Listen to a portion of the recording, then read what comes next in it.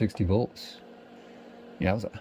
For those of you who've never built an amplifier, it is a serious kick to build an amplifier like this and get awesome sound out of it. So I just ran some numbers and dang it. Man, this business of designing amplifiers is tricky.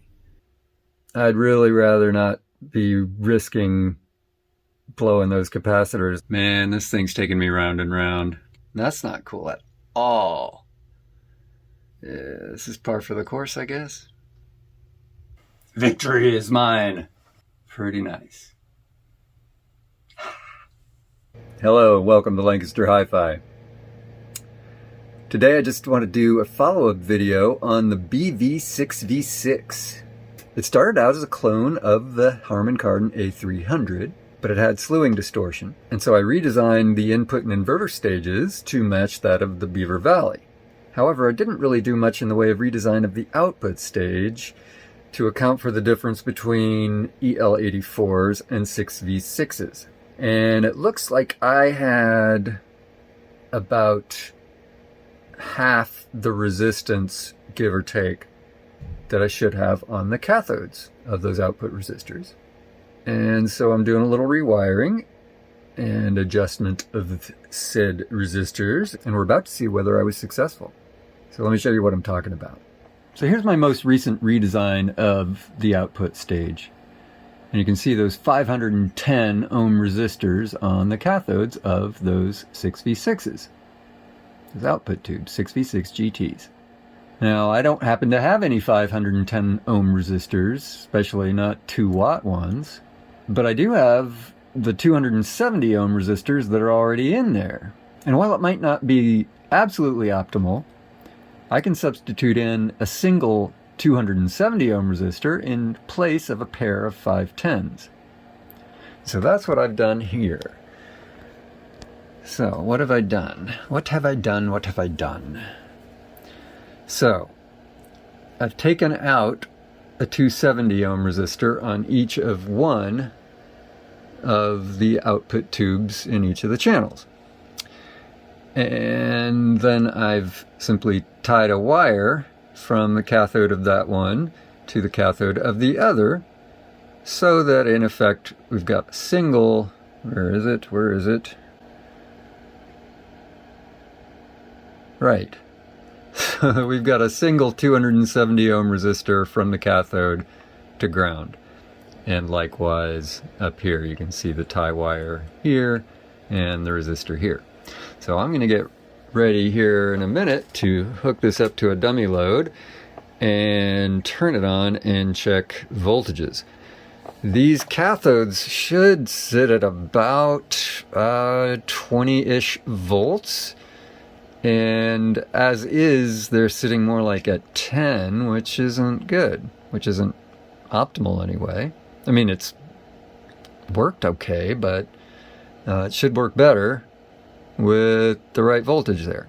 Alright, well I did the dim bulb test off camera. And power's now off, but it's plugged into main power. And I'm going to turn it on. Always got to keep fingers crossed. Okay, so far so good. Always a good idea to remind us all of the safety procedures. Keep one hand in your lap when working on a powered on tube amp.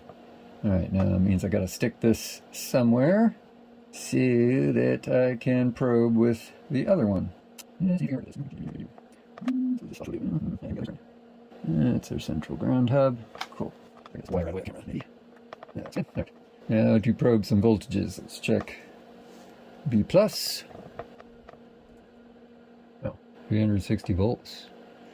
Yowza. I'm not sure I expected it to be that high. Let's see. B2, where's B2? 325. I was expecting more like 320 for my B+, and 285 for my secondary. So what did I do? Well, I changed essentially the current draw on those tubes. It was drawing a whole lot of current before, and that would have been pulling down the main voltage. So now it's not pulling as much current, not pulling down that voltage as much. Alright, well anyway, let's check some plate voltages. Actually, I want to go ahead and check the cathode voltage here. Oh, look at that, 22 volts. So that is really what I was shooting for, was about 22 volts. Check the other one. About 25 volts. Okay. Not sure why they should be different, because this is supposed to be a matched quad, but... Okay.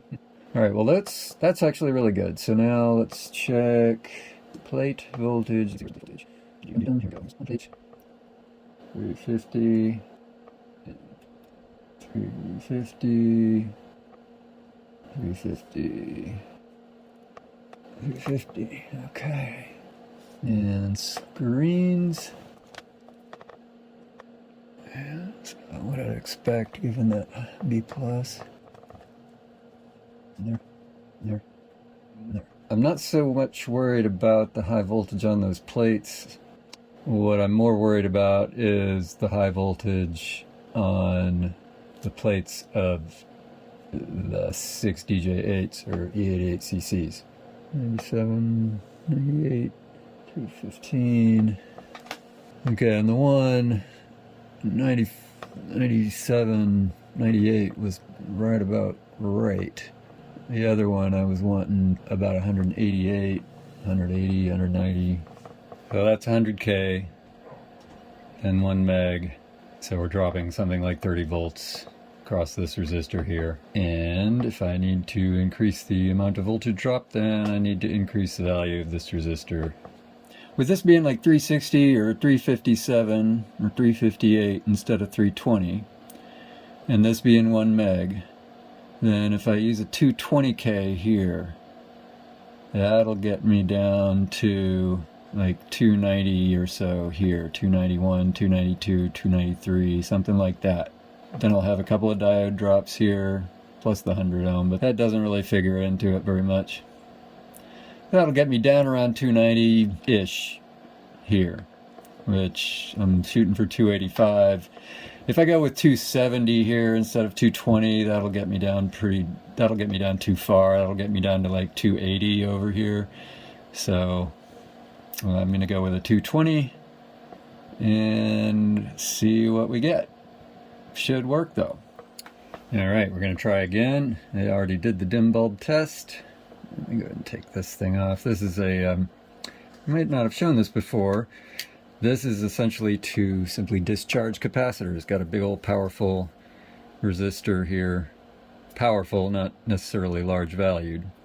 And so that's what I use to discharge capacitors. Alright. So we're set to voltage. Got the ground set up there, one hand in my lap. I need to turn it on. Heh, here we go. No smoke. Not yet. Not gonna. I hope not. Let's try the voltage here. See it coming up. There we go. So around 359 volts. Now let's go ahead and check the secondary. That's still coming up. Okay, you can stop now. I'd expect it to go up to about 290, a little bit more. Okay, it's 358. 292. That's actually really awesome. Let me check those cathode voltages again. Yep. This is looking really good. Alright, 1 kilohertz signal in. Just looking at the left channel. 2 volts RMS on the input. 10 volts RMS on the output. That's just about full scale. And that's 12.5 watts. So that's a 2 volt sensitivity for 12.5 watts max output per channel. That is really friggin' excellent. That's way cool. I'm pretty damn psyched about that. Here's the thing. I want to see how low can you go. So let's check that out. So here's 40 hertz. It's not beautiful, but that's a little over 1 watt, a little over half a volt RMS on the input. And I'd say that's not super awesome, but it's acceptable. Now I do want to check for slewing distortion. So I want to check 10 kilohertz and up at pretty much full power.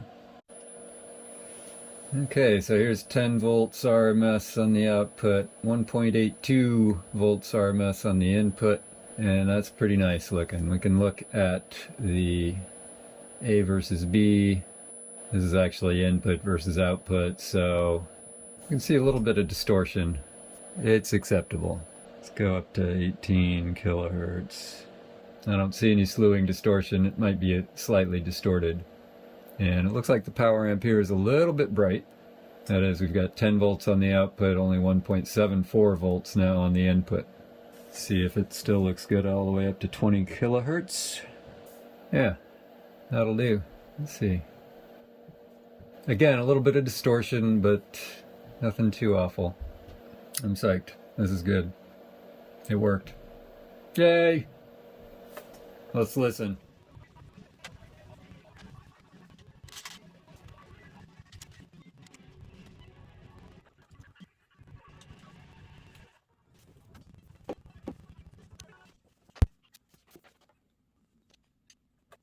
As I mentioned near the close of the last record, this record you are now playing is another example of the completion backward principle. If you can possibly manage the time, please play both sides at one meeting.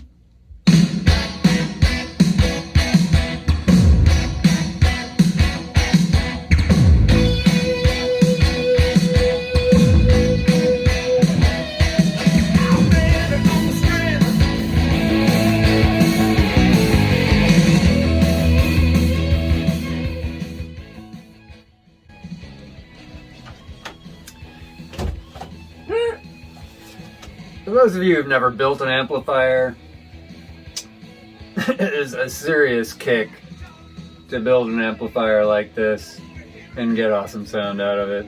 I just gotta share that with you. Well, there you go, the BV-6V6 in the house. Nice. So I just ran some numbers and I need to do some more modification. Because, check it out, so like 25 volts on 270 ohms is over 2 watts. I'm lucky if those resistors haven't already burned out. And it's like 80 milliamps, something like that. So what I need to do, I think, is stick in another 100 ohms on each cathode. So got the 270 combined on the two, and then I need to have another 100 upstream of that for each tube. And I think that'll bring it down, that should bring it down below 70 milliamps for the 2 tubes, and that's about spec. As long as the voltage stays at about 25, 22, 25 volts on the cathode. I wish it was just good like it is, but I can't leave it like that. It's not sustainable. And then here's the other issue, is the 470 microohm capacitors in there are only rated at 25 volts, and it's pushing 25. It's not quite 25, but it's close. So I don't think I can really use those capacitors. That's just pushing it too close. Dang it. Man, this business of designing amplifiers is tricky. So, been going over some numbers, some data sheets. It would appear that a 270 ohm resistor combined on the 2 cathodes at the voltages that I'm running with the 5AR4 rectifier are, that 270 is allowing way too much current. It's like, maybe pushing 90 milliamps and idle current from the cathode combined, 2 cathodes combined. And what I really ought to be shooting for with that kind of voltage is more like 60 to 65 milliamps. I'm thinking I might try going with these relatively high powered 7 watts, 400 ohm resistors. That should put the power dissipation into a reasonable spot. Our push-pull class AB1 amplifier values for 2 tubes. At 285 volts on the plate, 285 volts on the screen, minus 19 volts on the grid. That would mean the cathode's at 0 volts. So this is indicating essentially a fixed bias situation.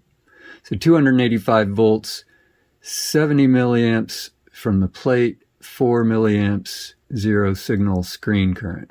So 74 milliamps total through the cathode at 285 volts is about 21 watts. Now, if I'm cooking at like 350 volts minus 25 volts on the cathode, so that would be 325 volts, then at 21 watts for the two, I'm looking at more like 64 milliamps total, not 74 milliamps total. Those numbers then run to, say, using a 384 ohm cathode bias resistor. I don't have that, but I've got these 400 ohm resistors, and that'll put the idle current at about 62.5 milliamps, which should be just fine. The other issue that I was worried about was the bypass capacitor on the cathode is only rated at 25 volts. And, you know, I put a bunch more resistance on there. I'm already getting nearly 25 volts on one of the cathodes, or one of the pairs of cathodes. I'd really rather not be risking blowing those capacitors if it squeaks higher than 25 volts. I don't want to be running capacitors that close to their tolerance. Here's yet another thing.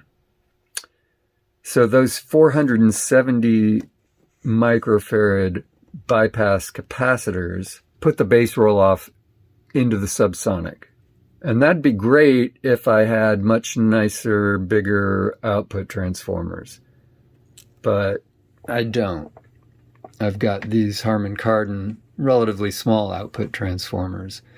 They're not giving me the sort of bass that would warrant really limiting the base roll-off like those output capacitors do. So what I'm working myself around to is justifying using, I think I've got a bunch of 100 microfarad 50 volt rated caps. That would roll off the bass a bit, but that might actually be a good thing for this amp. So I've got the new cathode resistors in and the new bypass capacitors in. The resistors are now 400 ohms per channel, and then each output tube also has a 100 microfarad capacitor bypassing that resistor. So we shall see what we shall see. We'll check voltages and so on. All right, time to check some voltages. As might be expected, they've generally gone up. So what was 357 or 8 volts before is now about 370. Why is that?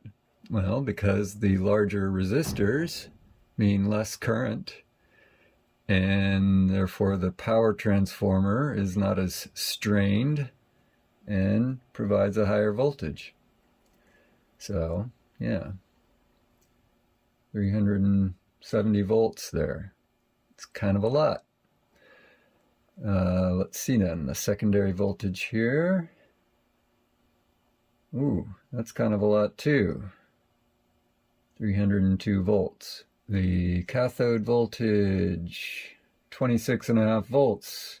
So a very good thing that I switched out those 25 volt rated capacitors. And this cathode, 29 volts. Those are relatively high.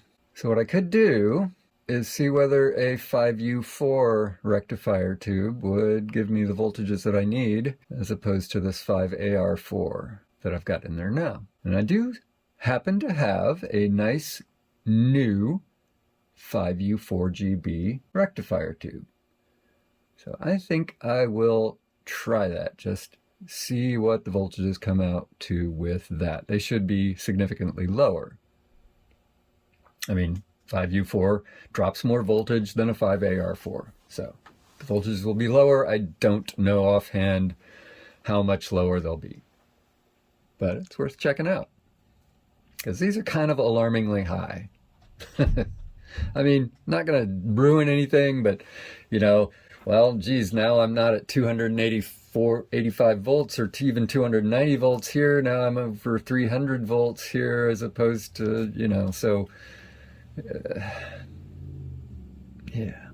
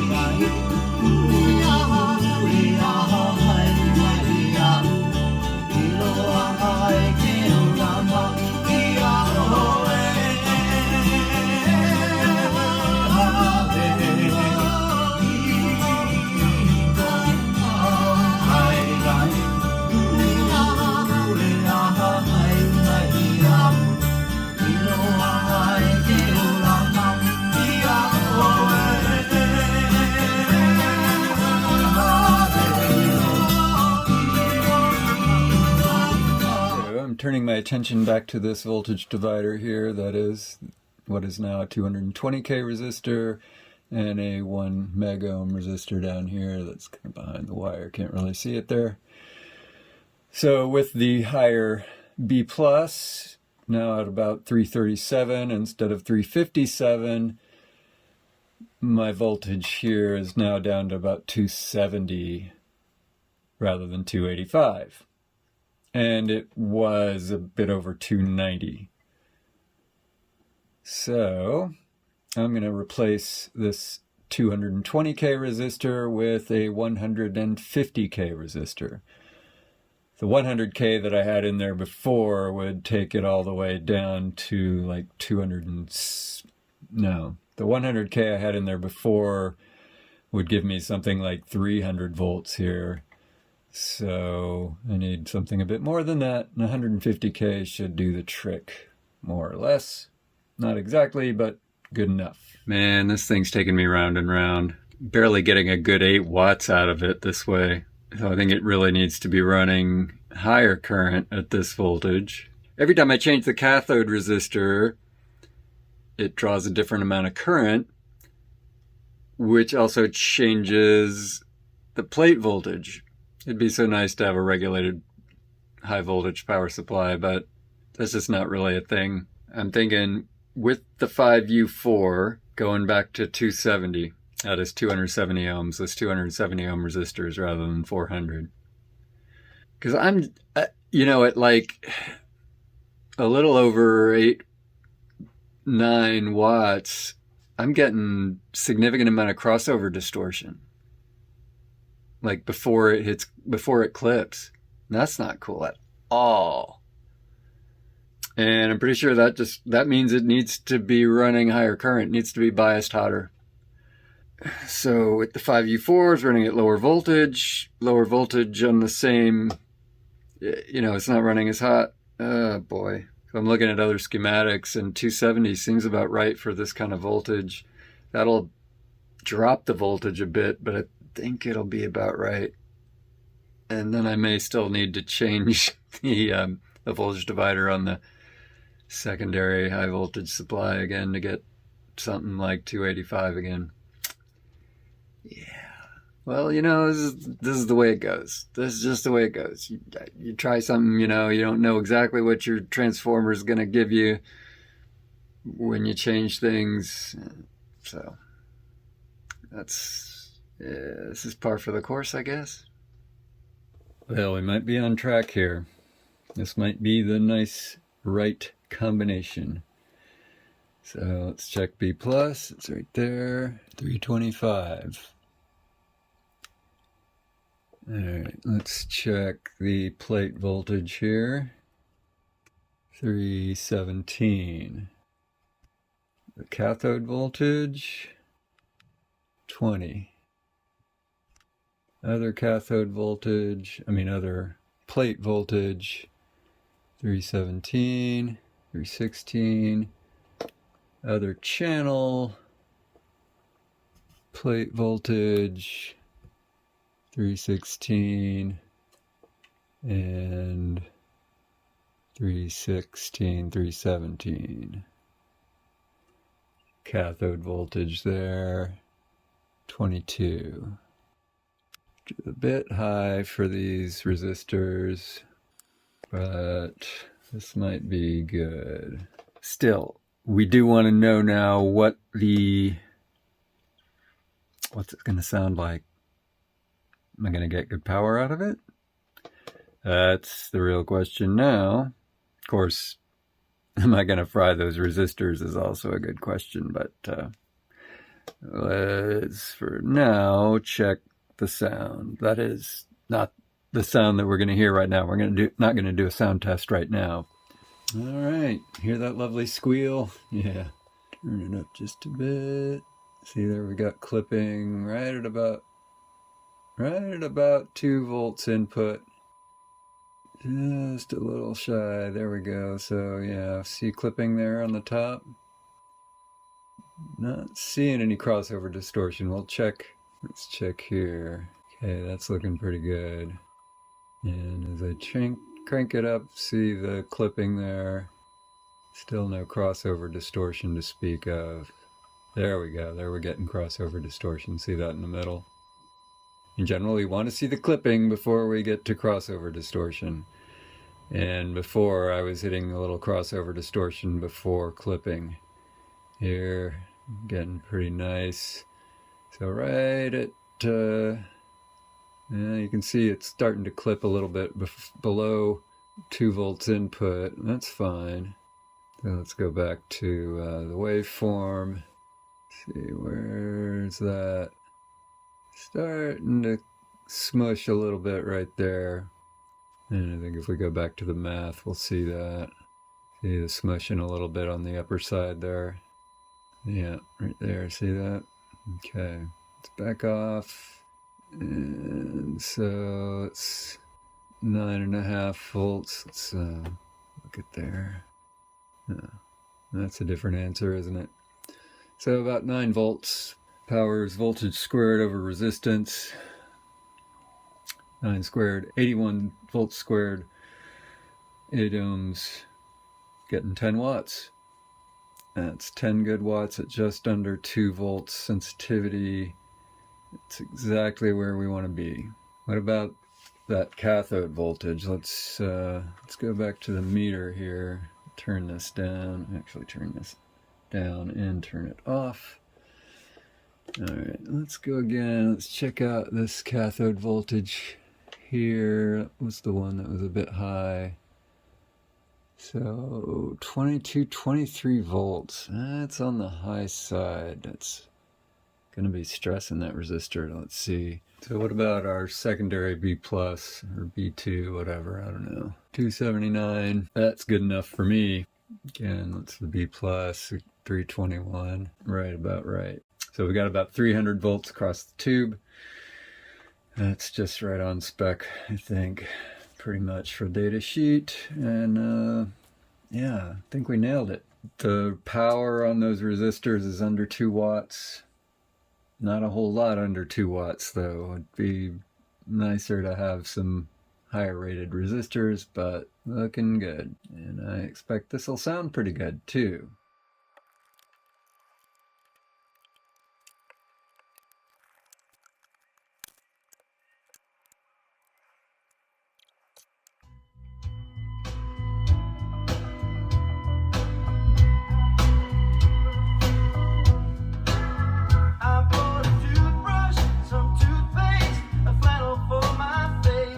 Pajamas, a hairbrush, new shoes, and a case. I said to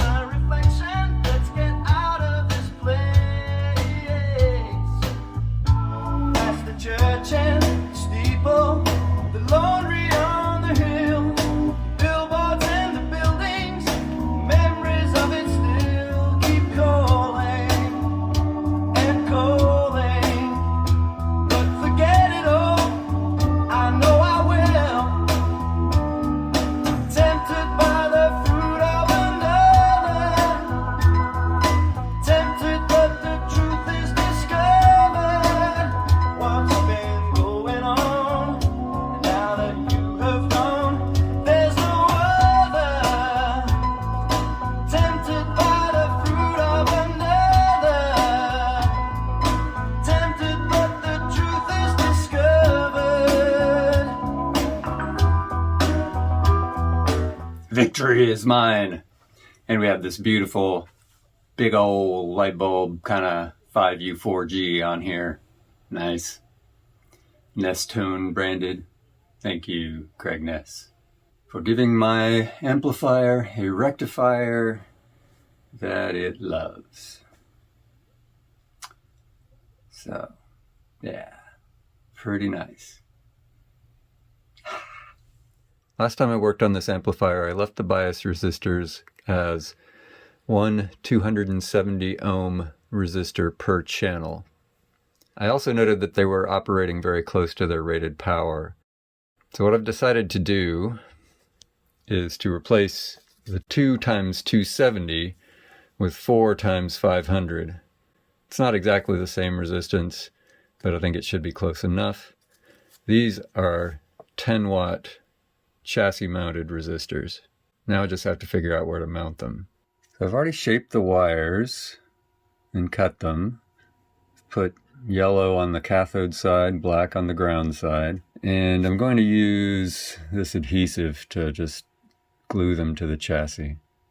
I was thinking of using contact cement, which would be a better bond, but I think for inside the chassis like this, I better stick with the electronic grade silicone. So there we go. Cathode resistor is in place and soldered. The main consideration in placing these cathode resistors is you don't want them to overheat the cathode bypass capacitors. Keeping in mind that we're looking at the top, and that'll be the highest. These resistors are mounted to the chassis, albeit glued, but they're above the capacitors, so that, heat rises, the heat won't rise into the capacitors, and the capacitors are spaced reasonably far from the direct rate of heating of the resistors. Okay.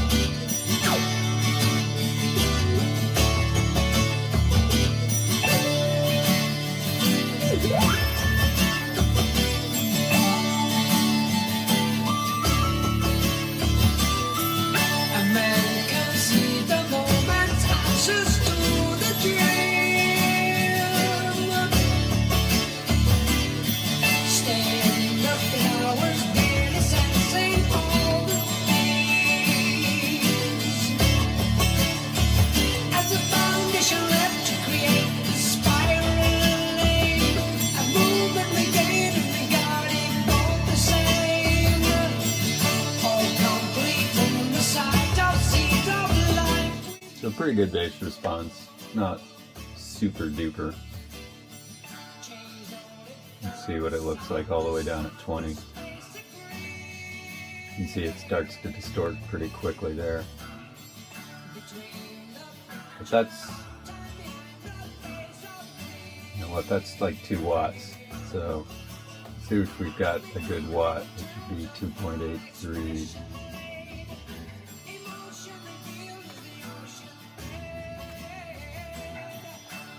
So that's 1 watt. It's not perfect. And there's some phase lag, but it would sound okay given how low it is. Alright, let's go up to 10K.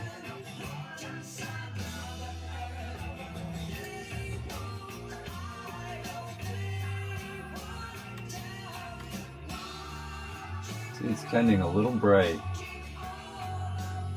We were at about 9 low volts, 9.12 or something, 9.1 or 9.2 at 1.8 volts at 1 kilohertz, and now 10 kilohertz we're at 1.81 volts input, 9.9 volts on the output. I ain't mad.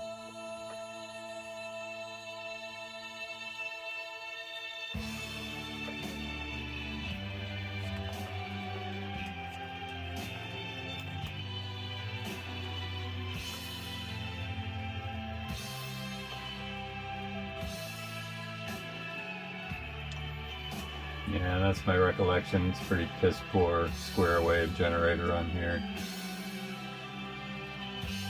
So can't really tell much. In the past I've used my distortion pedal as a go through. Not seeing any slewing distortion, which was the reason I redesigned it in the first place. Got about 20 volts each on those cathodes. 20 divided by 500 ohms. Yeah, 40 milliamps, that sounds about right.